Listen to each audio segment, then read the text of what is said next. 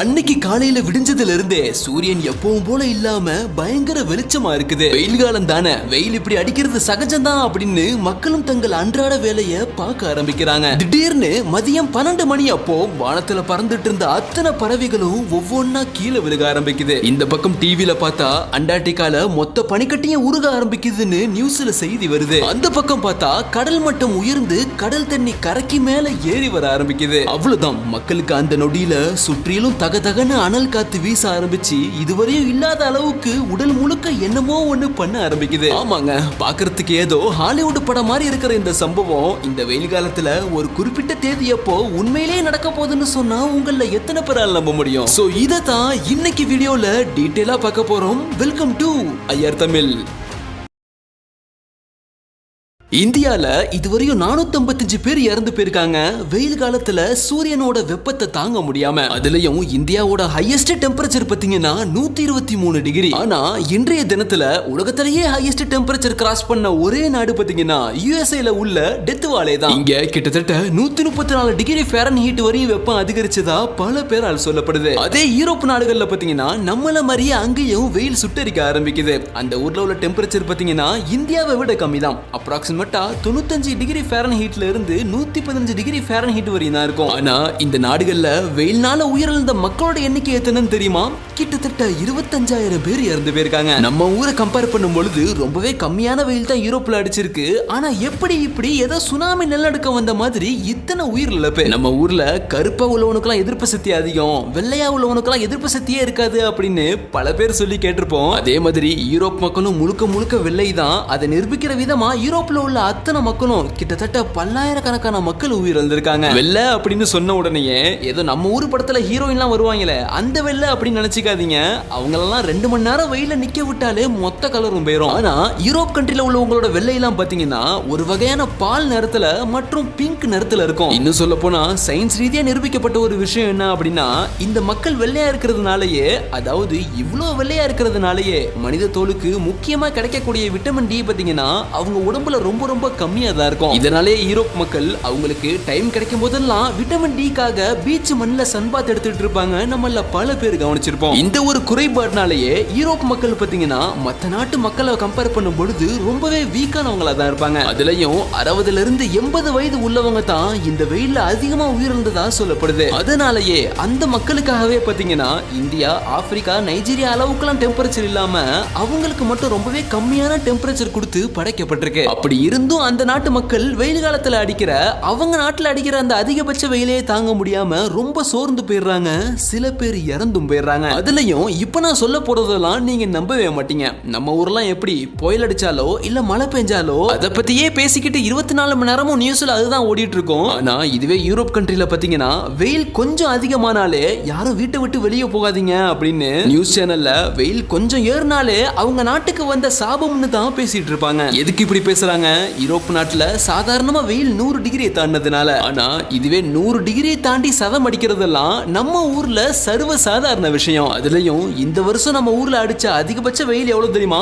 அதிகபட்சமா திருத்தணியில 119 டிகிரி அடிச்சிருக்கு. அப்படியே நம்ம ஊர்ல அடிக்கிற இதே வெயில் பாத்தீங்கன்னா அவங்க ஊர்ல, அதாவது யூரோப் நாட்டுல மட்டும் அடிச்சது அப்படின்னா யூரோப் கண்ட்ரி ஃபுல்லா மக்களை யாரும் வெளியே வர வேணாம் அப்படின்னு சொல்லிடுவாங்க போல. அதாவது நம்ம ஊர் பாஷைப்படி 144 தடை உத்தரவு போட்டாலும் அந்த யூரோப் கண்ட்ரில ஆச்சரியப்படுறதுக்கு இல்ல. சரி, நம்ம இவ்வளவு நேரம் பேசுனது பாத்தீங்கன்னா தமிழ்நாடு. ஆனா இதுவே நம்ம இந்தியால அதிகபட்ச வெயில் எவ்வளவு அடிச்சுக்கு தெரியுமா? அதுக்கு முன்னாடி நம்ம சில ஃபாரின் கண்ட்ரிஸ் எல்லாம் பாத்தீங்கன்னா எவ்வளவு டிகிரி வெயில் அடிச்சு பதிவாயிருக்கு அப்படின்னு பார்த்துட்டு வந்துருவோம். நான் ஃபர்ஸ்ட் சொன்ன மாதிரியே பாத்தீங்கன்னா அமெரிக்கால 134 டிகிரி, குவைத்துல பாத்தீங்கன்னா 130 டிகிரி, அடுத்து சைனால பாத்தீங்கன்னா அதிகபட்சமான டிகிரி 126. கிட்டத்தட்ட நம்ம இந்தியாவை விட சைனால தான் அதிகபட்சமான வெயில் அடிச்சிருக்கு. எப்படி சொல்றேன்னா நம்ம நாட்டோட ஹையஸ்ட் டெம்பரேச்சர் பாத்தீங்கன்னா ராஜஸ்தான் மாநிலத்துல 123 டிகிரி அடிச்சதுதான் ஹையஸ்ட் ரெக்கார்டு. சரி, இவ்வளவு நேரம் நம்ம வெயிலோட தாக்கத்தை பத்தி பார்த்தோம். ஆனா இதே வெயில் நம்ம பாட்டி காலத்துல இருந்து, அதாவது ஒரு 30-40 வருஷத்துக்கு முன்னாடில இருந்தே இதே மாதிரி தான் வெயில் அடிச்சிட்டு இருக்குன்னு நினைக்கிறீங்களா?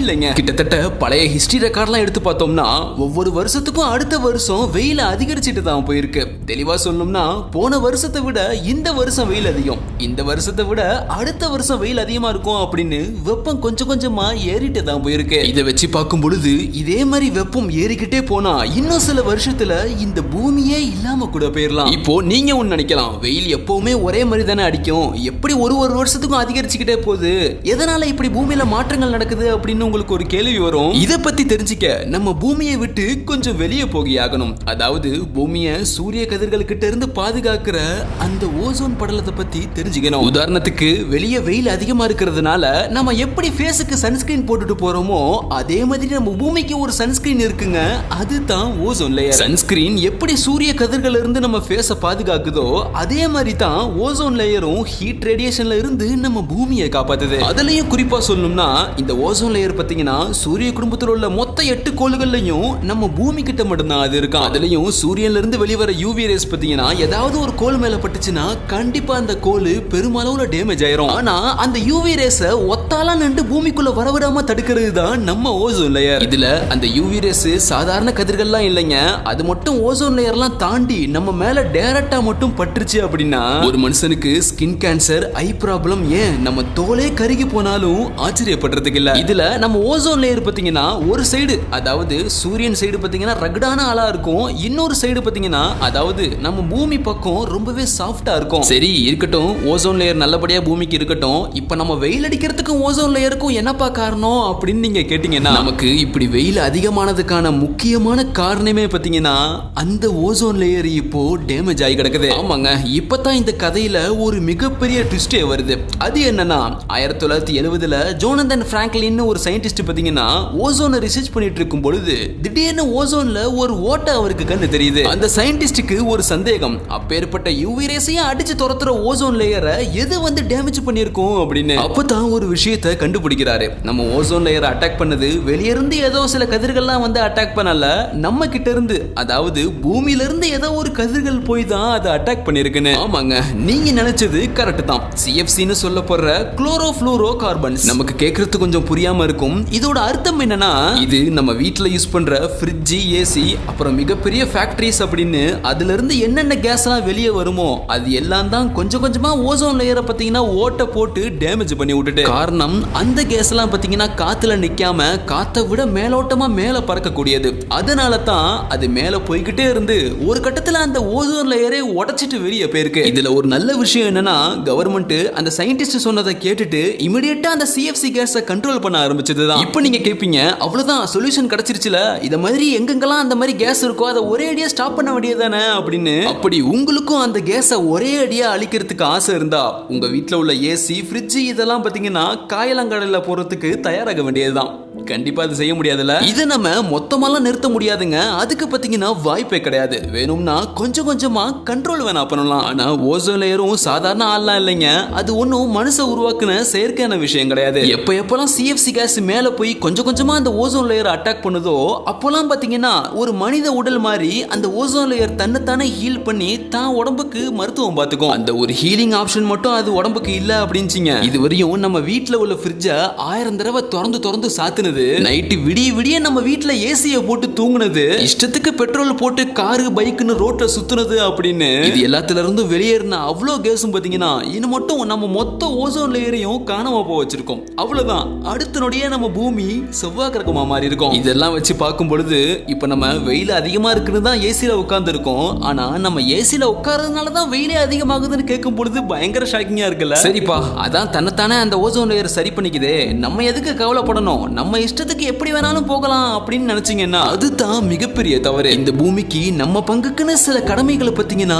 நம்ம கண்டிப்பா செஞ்சே ஆகணும். அடிக்கடி சில பேர் ஒன்னு சொல்லுவாங்க, கவனிச்சு பார்த்திருக்கீங்களா, சைனா, ஜப்பான் போன்ற நாடுகள்லாம் பாத்தீங்கன்னா அட்வான்ஸ் லெவல்ல 2050ல வாழ்ந்துட்டு இருக்கு அப்படின்னு. ஆனா அவங்களுக்கெல்லாம் உண்மையா சொல்லணும்னா சைனா, ஜப்பான் போன்ற நாடுகள்லாம் பாத்தீங்கன்னா 2050லாம் இல்ல, அவங்க கரெக்டா 2026ல தான் இருக்காங்க. நம்ம தான் பின்னோக்கி போய் 1950ல உட்கார்ந்துருக்கோம். ஆமாங்க, சைனா, ஜப்பான் மாதிரி நம்மளும் ஆகணும் அப்படின்னு அந்த நாடுகளை பத்தி வாயால சொன்னா மட்டும் பத்தாது. அந்த நாடுகள் வளர்ச்சிக்காக என்னென்ன பண்றாங்களோ அதே மாதிரி நம்மளும் பண்ண ஆரம்பிக்கணும். அதாவது கவர்மெண்ட்டை விட்டுருங்க, ஒவ்வொரு தனி மனிதனும் ஜப்பான்ல என்ன பண்றாங்களோ அதே மாதிரி நம்மளும் தனி மனிதரா பல கடமைகளை செய்ய வேண்டியது இருக்கு. அதுல முக்கியமா ஜப்பான், சைனால வாழ்ற மக்கள்லாம் பாத்தீங்கன்னா சிங்கிளா பைக்ல போறதோ இல்ல ஒரு ஆளுக்காக கார்ல போறதோ அதை மேக்சிமம் பாத்தீங்கன்னா அவங்க அவாய்ட் பண்ணிடுவாங்க. அங்க உள்ள மக்கள்லாம் எவ்வளவு பெரிய பணக்காரங்களா இருந்தாலும் சரி பப்ளிக் டிரான்ஸ்போர்ட்டா இருக்கிற பஸ்ஸையும் ட்ரெயினையும் எண்ணெயும் தான் அதிக அளவுல பயன்படுத்துவாங்க. இப்படி பண்றதுனால ரோட்ல டூ வீலர் கார்லாம் பாத்தீங்கன்னா ரொம்பவே குறைஞ்சு போயிடும். இதனால பெரிய லெவல்ல பொல்யூஷனையும் பாத்தீங்கன்னா நிச்சயமா நம்ம கட்டுப்படுத்தலாம். இது அல்லாம